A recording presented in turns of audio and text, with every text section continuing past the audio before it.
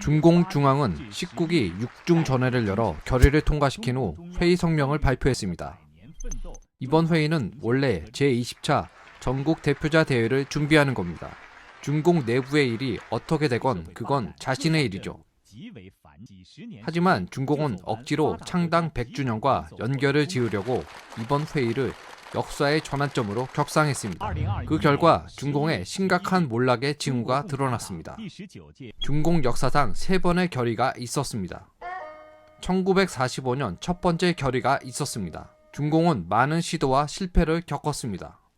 국공합작, 북벌 참가, 도시폭동, 무장할거 및 허겁지겁 도망쳤던 장정을 거쳤죠. 이후 한 가지 방법을 찾았습니다. 그들은 자신에게 적합한 길이라고 말했죠. 예난 정풍 운동에서 예전 당 지도층과 해당 정치 노선의 영향을 철저히 제거한 후 마오쩌둥을 중심으로 한 정치 노선 및 이에 상응하는 군사 및 조직 노선을 형성했습니다. 이 단계에서는 없어서는 안 될 외부 조건이 있습니다. 중공이 일본 침략을 이용해 생존하고 크게 발전한 거죠. 그 결과 일본은 결국 패전하고 중화민국은 항일에 전력을 다했지만 중공은 오히려 이를 틈타 권력을 빼앗았습니다. 따라서 중공은 유일한 수혜자가 되었죠. 이 결의는 실패해서 성공으로 이른 중공의 첫 번째 중대 전환점을 반영합니다. 1981년 두 번째 결의가 있었습니다. 당시도 중공의 생사가 걸린 결정적 시기였습니다. 문화대혁명 10년을 거친 후 중국 경제는 철저히 파괴됐고 당시 중국인들은 서로 싸우느라 기진맥진했습니다. 두 번째 결의는 마오쩌둥의 쓸데없는 지속혁명 이론을 부정하고 소위 사회주의냐 자본주의냐 하는 논쟁도 제쳐두고 새로운 시도를 시작했습니다. 그건 바로 사회주의 제도와 중공 영도를 바꾸지 않는 전제 아래 경제에 자본주의적 요소를 일부 도입하는 것이었죠. 개혁 개방이라고 불린 이 정책은 실제로 중공을 구했습니다. 이 결의는 이후 30년간 지속된 발전을 만들었습니다. 그렇다면 30년의 특징은 무엇일까요? 바로 명확한 이론적 지침이 없다는 것입니다. 이후 덩샤오핑 이론이라고 불렀지만 그는 실용주의적 방식을 택했습니다. 가장 유명한 말은 돌을 더듬어가며 강을 건넌다는 겁니다. 이후 마치 번영한 것 같은 시대가 시작됐습니다. 정재상 번영뿐만 아니라 처음 10년 동안에는 정치, 학술, 문화 등 각 분야에서도 비교적 여유도 있었고 번영도 했습니다. 당시 전환을 완성했던 이유는 내부와 외부에 독특한 조건이 있었기 때문입니다. 내부적으로는 중공과 민간 모두 계급투쟁에 지쳐 개혁 개방을 거의 전적으로 지지하고 수용했습니다. 국제적으로는 미국이 중국에 문을 열었습니다. 이런 기회는 매우 드문 것이었죠. 덩샤오핑이 말했듯이 미국과 좋은 관계를 맺은 나라는 모두 부유해졌습니다.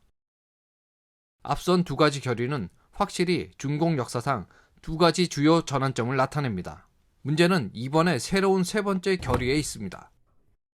시간상으로 볼 때 세 번째 결의는 어느 시점을 역사 전환점으로 봐야 하는지 하는 문제가 있습니다. 시진핑이 집권한 18대일까요? 결의를 통과시킨 19기 6중 전회일까요? 둘 사이에는 9년간의 시차가 있습니다. 내용상 문제는 더욱 큽니다. 우선 가장 큰 문제는 이론의 부족입니다. 이는 일반 정상 국가와는 다릅니다. 모든 사회주의 국가는 이론으로 지도해야 합니다. 이론으로서의 마르크스주의도 실천 검증을 통해 또다시 이론으로 발전시켜야 합니다. 이러한 과정은 끊임없이 갱신하는 과정입니다. 이처럼 세상을 멸망시키는 사악한 이론도 예외는 아닙니다. 레닌은 러시아에서 실천했습니다. 그는 마르크스주의 이론을 기반으로 한 나라에 먼저 공산주의를 건설한다고 추가했습니다. 이 내용을 추가했습니다. 그래서 제2차 세계대전이 끝난 후 사회주의는 절정에 이르러 수십 개국을 포함해 여러 대륙에 걸친 이른바 사회주의 진영을 형성했습니다. 동양의 경우 마오쩌둥이 이 이론에 새로운 내용을 주입했습니다. 농촌이 도시를 포위한 후 낙후된 농업국가도 사회주의를 건설할 수 있다는 거죠. 또 다른 새로운 내용도 추가했습니다. 정권을 빼앗은 후 혁명을 지속하는 방법이었죠. 하지만 사회주의 계획경제는 시간이 지나도 실현 가능하다고 증명된 적이 없습니다. 소련은 후르쇼프가 물러난 후 단기 개혁을 진행했지만 실패했습니다.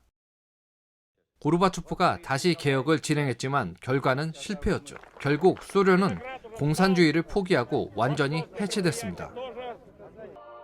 소련 해체 후 중공은 공산주의의 기치를 이어받았지만 이 일련의 이론체계는 마오쩌둥 이후 새로운 발전이 없었습니다.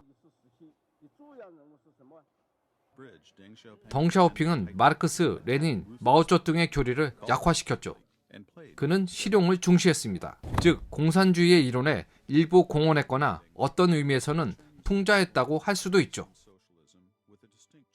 또한 그의 실험은 이른바 사악한 자본주의로 멸망 직전의 사회주의를 구할 수 있는가였습니다.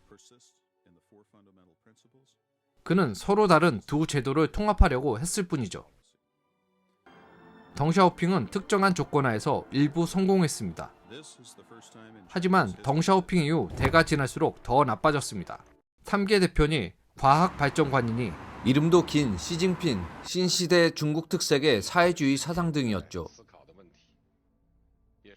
당원에 들어갔다고만 보지 마십시오. 사실 아무것도 아닙니다. 몇 년 후에는 아무도 그들이 무슨 말을 했는지 모를 겁니다. 중공은 현재 공산주의 교리를 고수하고 있지만 이론상 어떤 발전이나 돌파구도 없는 상황입니다. 그래서 우리가 본 건 과거 10년 동안 보시라이의 창홍타흑에서 시진핑의 신시대 사상까지 그 본질은 마오쩌둥의 혁명으로 돌아가 이론적 기반과 정권의 합법성을 찾는 것입니다.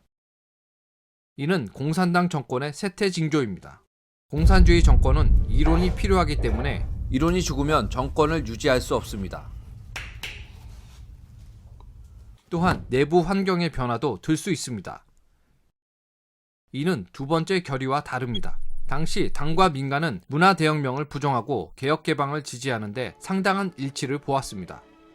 또한 사회 전체가 미래에 대한 희망으로 가득했죠. 하지만 지금은 중공 당내 고위층의 권력투쟁이 매우 치열해 중공 통치 세력이 심각히 약화됐습니다. 정권도 진정한 지지를 받지 못하고 우마우와 포농을 통해서만 민간의 정권 지지를 보여줄 뿐이죠. 또한 이 사회는 미래에 대한 희망이 산산조각났습니다. 탕핑은 민중의 어쩔 수 없는 선택이 되었죠. 이는 민심 방면에서 비교할 수 없는 것입니다. 외부 환경도 두 번째 결의 때와 비교할 수 없습니다. 두 번째 결의 때는 국제사회가 중국에 문을 열었지만 현재는 국제사회가 수십 년의 유화 정책을 포기하고 있습니다. 반복과 타협이 있더라도 이런 대추세는 되돌릴 수 없습니다. 또한 중공 역시 일부 문을 닫은 것은 두 번째 결의 때와 상반됩니다. 마르크스주의는 발상지인 독일에서 진정으로 실현된 적이 없습니다. 첫 번째 실험장은 소련으로 소련은 강대해 보였던 제국의 정점에서 갑자기 붕괴되는 운명을 피하지 못했습니다. 올해 중국의 민간 기업에 대한 대규모 청산과 정리는 시진핑의 개인적인 요인이 있지만 근본적으로 두 가지 제도와 두 가지 경제가 서로 양립하지 못해 필연적으로 충돌해 폭발하는 결과를 가져옵니다. 중공은 이번 6중전의 성명에서 중공 당사를 4단계로 나눴습니다. 각각 신민주주의 혁명, 사회주의 건설, 개혁 개방 및 신시대입니다. 앞선 3단계의 본질은 제가 보기에는 깡패혁명, 지속혁명, 경제만 있고 정치체제는 없는 절름발이 개혁입니다. 이는 각각 중공의 상승기, 고난기, 재상승과 상대적 안정기를 나타냅니다. 유독 4번째 단계만 설명은 길지만 더욱 공허해 보입니다. 이는 사실상 중공의 쇠퇴를 반영하며 끝의 시작을 보여줍니다.